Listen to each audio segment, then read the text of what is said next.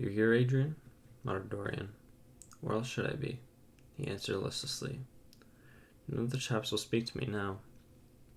"I thought you left England." "Darlington is not going to do anything. My brother paid the bill at last. George doesn't speak to me either. I don't care," he added with a sigh. "As long as one has this stuff, one doesn't want friends. I think I have too many friends." Dorian winced and looked around the grotesque things that lay in such fantastic postures on the ragged mattress. The twisted limbs, the gaping mouths, the staring lustreless eyes, fascinating him. He knew in what strange heavens they were suffering, and what dull hells they were teaching them the secret of some new joy. They were better off than he was. He was prisoned in thought.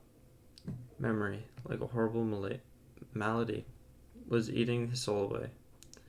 From time to time, he seemed to see the eyes of Basil Hallward looking at him.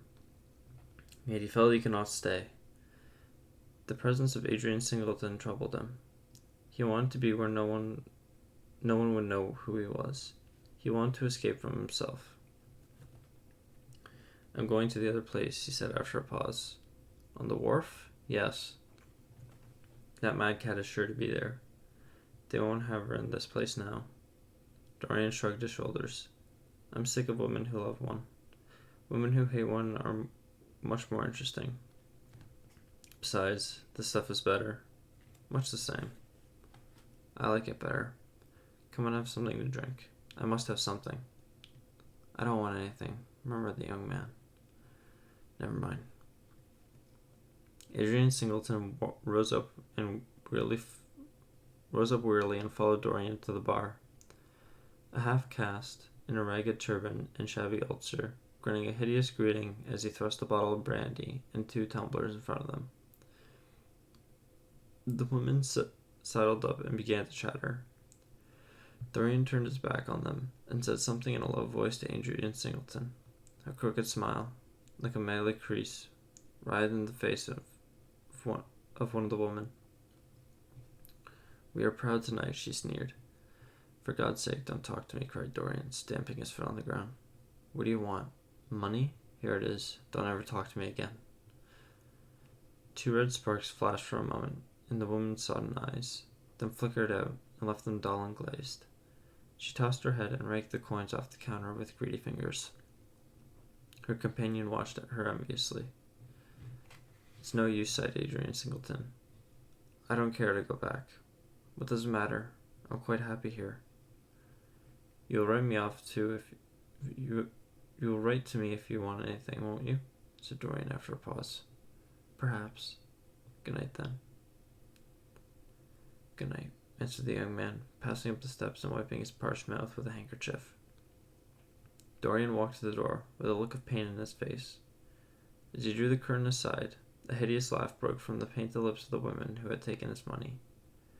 "There goes the devil's bargain," he hiccuped in a hoarse voice. "Curse you," he answered. "Don't call me that." She snapped her fingers. "Prince Charming is what you like to be called, ain't it?" she yelled after him. The drowsy sailor leapt to his feet as she spoke, and looked wildly round. The sound of the shutting of the hall door fell on his ears. He rushed out as if in pursuit. Dorian Gray hurried along the quay through the drizzling rain. His meeting with Adrian Singleton had strangely moved him, and he wondered if the ruin of that young life was really to be laid at his door, as Basil Hallward had said to him with such infamy of insult. He bit his lip, and for a few seconds his eyes grew sad. Yet, after all, what did it matter to him? One's days were too brief to take the burden of another's errors on one's shoulders. Each man lived his own life and paid his own price for living it. The only pity was one has to pay so often for a single fault. One had to pay over and over again, indeed, in her dealings with man. Destiny never closed her accounts. There are moments, psychologists tell us, when the passion for sin, or for what the world calls sin, so dominates a nature that every fiber of the body, as every cell of the brain, seems to be instinct with fearful impulses. Men and women at such moments lose the freedom of their will. They move to their terrible end as automatons move. Choice is taken from them. Unconscious is either killed or, if it lives at all, lives, but to give rebellion its fascination and disobedience its charm. For all sins, as theologists weary not of reminding us, are sins of disobedience. With that high spirit, that morning star of evil fell from heaven. It was as a rebel that he fell. Callous, concentrated on evil, with strained mind and soul, hungry for rebellion, Dorian Gray hastened on, quickening his step as he went. But as he darted aside from a dim archway that had served him often as a shortcut to the ill-famed place where he was going, he felt himself suddenly seized from behind. And before he had time to defend himself, he was thrust back against the wall, with a brutal hand around his throat. He struggled madly for life, and by a terrible effort wrenched the tightening fingers away. In a second, he heard the click of a revolver, and saw the gleam of a polished barrel, pointing straight at his head, and the dusky form of a short, thick-set man facing him. "What do you want?" he gasped. "Keep quiet," said the man. "If you stir, I'll shoot you." "You are mad. What have I done to you?" "You wrecked the life of Sybil Vane," was the answer, "and Sybil Vane was my sister. She killed herself. I know it. Her death is at your door. I swore I would kill you in return. For years I have sought you. I had no clue, no trace. The two people who could have described you were dead. I knew nothing of you, but the pet name she used to call you. I heard it tonight by chance. Make your peace with God, for tonight you are going to die." Dorian Gray grew sick with fear. "I never knew her," he stammered. "I never heard of her. You are mad. You had better confess to your sin. For as sure as I am James Vane, you are going to die." There was a horrible moment. Dorian did not know what to say or do. "Down on your knees," growled the man. "I'll give you 1 minute to make your peace. No more. I go on board tonight for India, and I must do my job first. 1 minute, that's all."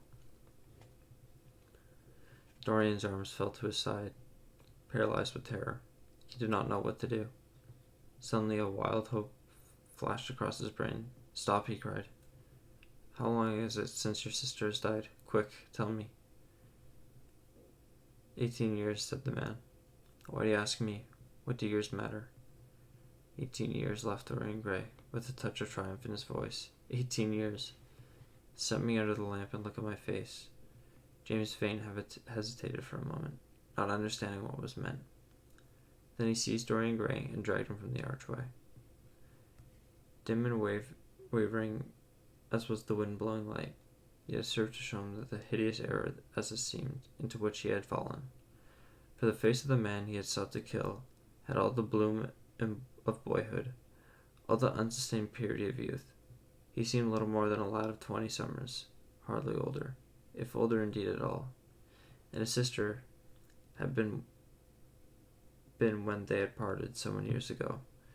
It was obvious that this was not the man who had destroyed her life. He loosened his hold and reeled back. My God," he cried, "and I would have murdered you." Dorian Gray drew a long breath. "You have been on the brink of committing a terrible crime, my man," he said, looking at him sternly. "Let this be a warning to you not to take vengeance into your own hands."